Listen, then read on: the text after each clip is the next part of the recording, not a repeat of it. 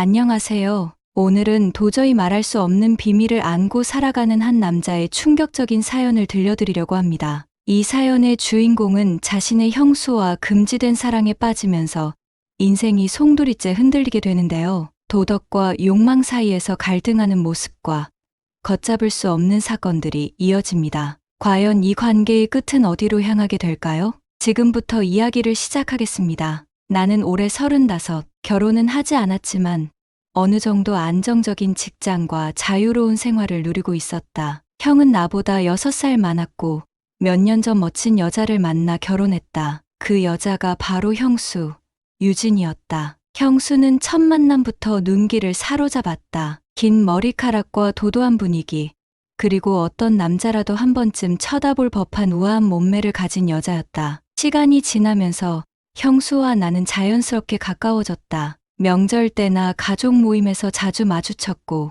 형수는 언제나 살갑게 대해줬다. 도연 씨는 여자친구 없어요?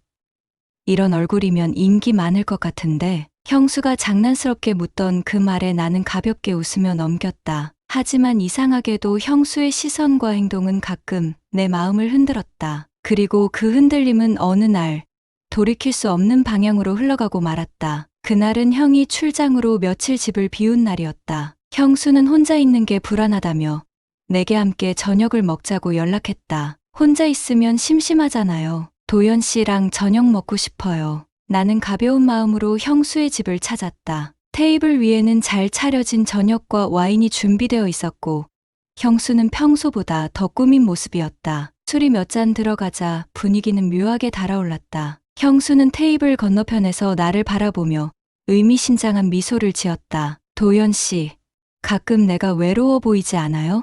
나는 순간 당황했지만 그녀의 눈빛은 진지했다. 형수 무슨 말이에요? 형수는 자리에서 일어나 내 옆으로 다가왔다. 그리고 조용히 속삭였다. 도연 씨는 나를 어떻게 생각해요? 나는 그 순간 이 상황이 위험하다는 걸 알았지만 몸이 움직이지 않았다. 형수의 손이 내 어깨에 닿았고 그녀의 향기가 코끝을 스쳤다. 형수 이러면 안 돼요. 하지만 형수는 내 입술을 막아버렸다. 하지 마요. 나도 외로워요. 그렇게 우리는 선을 넘어버렸다. 형수가 내 옷을 천천히 벗기며 손끝을 따라오던 떨림, 그녀의 입술과 피부가 닿는 순간 그날 밤은 너무도 뜨겁고 위험했다. 하지만 동시에 나는 이 모든 게 끝장날 수 있다는 두려움을 느끼고 있었다. 다음 날 아침, 형수는 내 옆에서 천천히 몸을 일으켰다. 그리고 조용히 내 손을 잡았다. 도연 씨, 후회해요? 나는 그녀를 바라보며 고개를 저었다. 아니요. 하지만 이건 너무 위험해요. 형수는 씁쓸하게 웃었다. 나도 알아요. 하지만 이젠 돌이킬 수 없어요. 그날 이후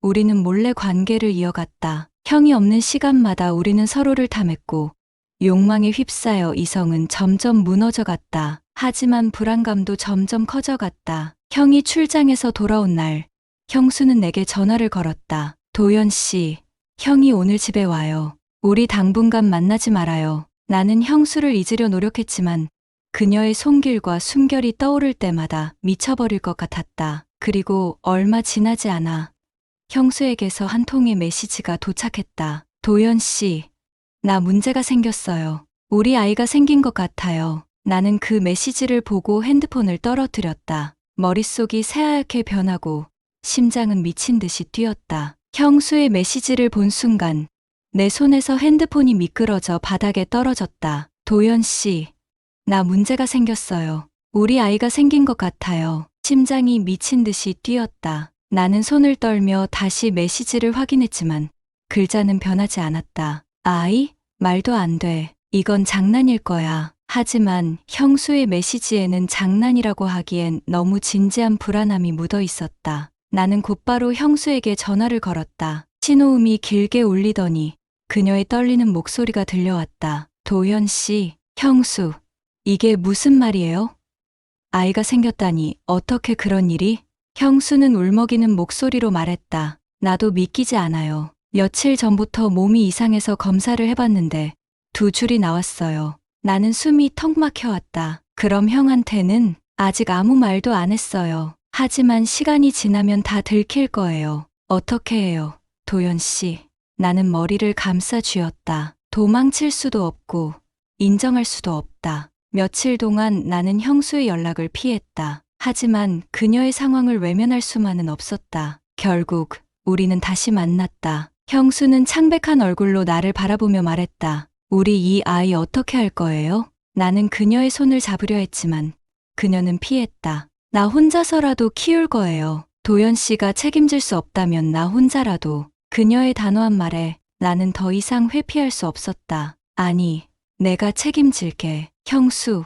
아니, 유진아. 내가 무슨 일이 있어도 책임질게. 하지만 우리는 이미 돌이킬 수 없는 길을 걷고 있었다. 그날 이후로 형수는 더 조심스러워졌다. 형의 눈치를 보면서도 나와 몰래 연락을 주고받았다. 하지만 그런 조심스러움도 오래가지는 못했다. 어느 날 형이 집으로 일찍 돌아오면서 상황은 완전히 바뀌고 말았다. 형수와 나는 늘 그렇듯 형이 출장 중일 때 형수의 집에서 몰래 만났다. 하지만 그날 형은 일정을 앞당겨 예고 없이 돌아왔다. 나는 형수의 집 안에 있었고 문이 열리는 소리에 심장이 덜컥 내려앉았다. 유진아, 나왔어. 형의 목소리가 들려왔다. 형수는 창백한 얼굴로 나를 바라봤다. 어떻게 형이 왔어? 나는 급히 옷을 챙겨 입고 안방 화장실에 숨었다. 형은 집안을 둘러보며 말했다. 뭐야? 집에 냄새가 왜 이래?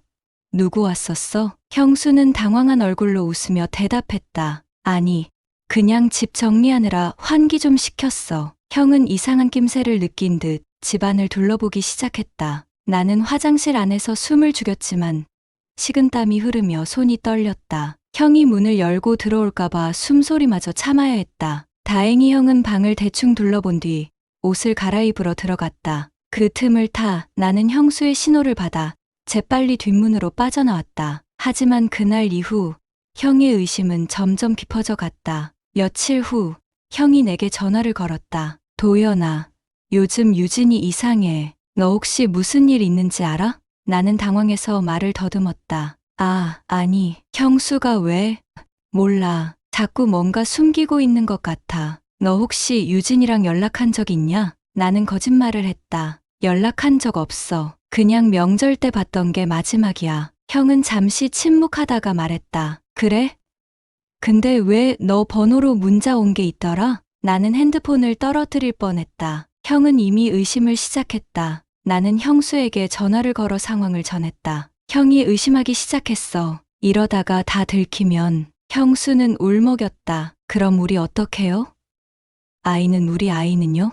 나는 벽을 주먹으로 내리쳤다. 내가 어떻게든 막을게. 형이 모르게 해야 해. 하지만 이미 상황은 걷잡을 수 없이 흘러가고 있었다. 며칠 후 형은 직접 나를 찾아왔다. 도연아, 솔직히 말해. 너랑 유진이 뭐 있는 거지? 나는 형의 눈을 똑바로 바라볼 수 없었다. 형, 그런 거 아니야. 진짜 아니야. 하지만 형은 이미 눈빛이 달랐다. 너 거짓말하지 마. 나한테 솔직히 말 안 하면 내가 다 뒤져볼 거야. 그 순간 형의 핸드폰이 울렸다. 그 화면에는 형수가 보낸 메시지가 떠 있었다. 도연 씨, 나 너무 불안해요. 우리 어떡해요? 형은 핸드폰을 바라보다가 천천히 고개를 들었다. 이게 뭐야? 형이 핸드폰 화면을 내게 들이밀며 말했다. 이게 뭐야?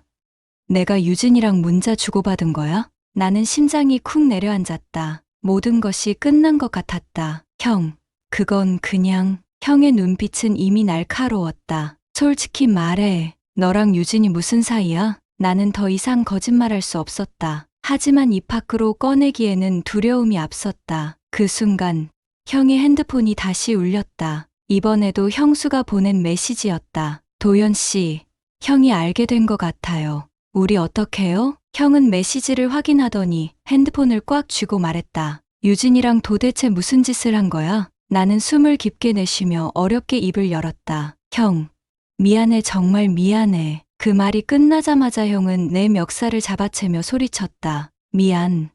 너 같은 게 내 동생이야?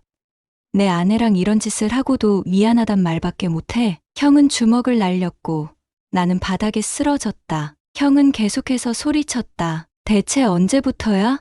너랑 유진이가 얼마나 날 속여온 거냐고. 나는 울면서 고개를 들었다. 형, 진짜 미안해. 내가 잘못했어. 근데 이제는 형은 더 이상 내 말을 듣지 않았다. 그날 밤, 형은 곧장 집으로 돌아갔다. 나는 형수를 붙잡으려 했지만 이미 너무 늦었다. 형은 집에 도착하자마자 형수에게 소리쳤다. 유진아, 도연이랑 너 둘이 무슨 짓 한 거야? 형수는 당황하며 말했다. 오빠, 그게 아니야. 하지만 형은 이미 모든 것을 알고 있었다. 그럼 이 메시지는 뭐야?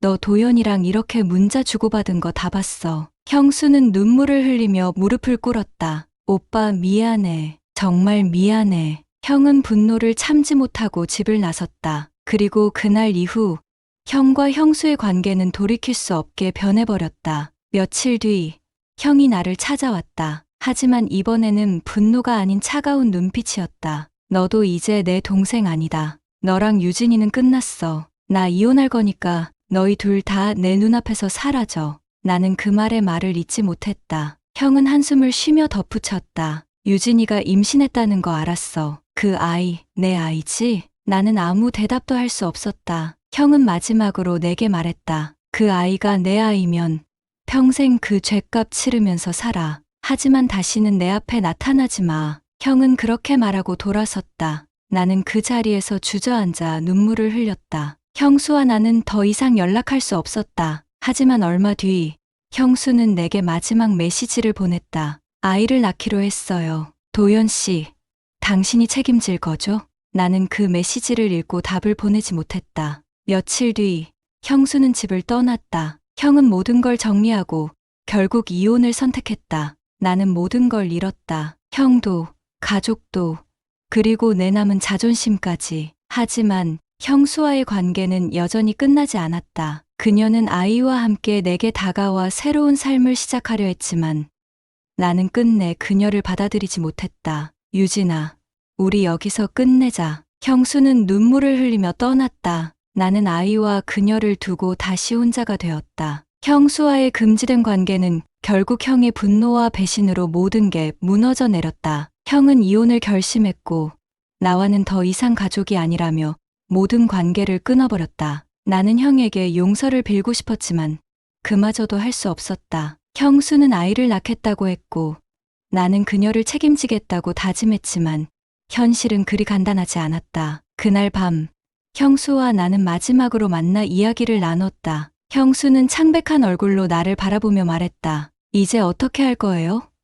오빠는 우리를 완전히 버렸고 난 혼자서 이 아이를 키울 자신이 없어요. 나는 그녀의 손을 잡으려 했지만 형수는 한 걸음 물러섰다. 도연 씨, 솔직히 말해봐요. 나랑 아이 진짜 책임질 수 있어요? 나는 그녀의 눈을 바라보며 말했다. 책임질게. 나만 믿어. 하지만 그녀의 눈빛은 불안과 두려움으로 가득 차 있었다. 책임진다는 말, 너무 쉽게 하는 거 아니에요? 당신, 지금 이 상황이 얼마나 무서운지 알아요?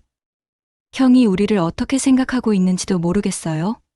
우리 이제 어디로 가야 해요? 나는 형수의 손을 꼭 잡았다. 도망치지 않을게. 우리 함께 살자. 내가 다 감당할 거야. 형수는 눈물을 흘리며 내 품에 안겼다. 그 순간만큼은 그녀를 지킬 수 있을 것 같았지만 현실은 점점 더 잔인하게 다가왔다. 며칠 뒤 형수가 나에게 전화를 걸었다. 그녀의 목소리는 떨리고 있었다. 도연 씨, 형이 나 찾아왔어요. 나는 숨이 멎는 것 같았다. 형이 뭐라고 했어?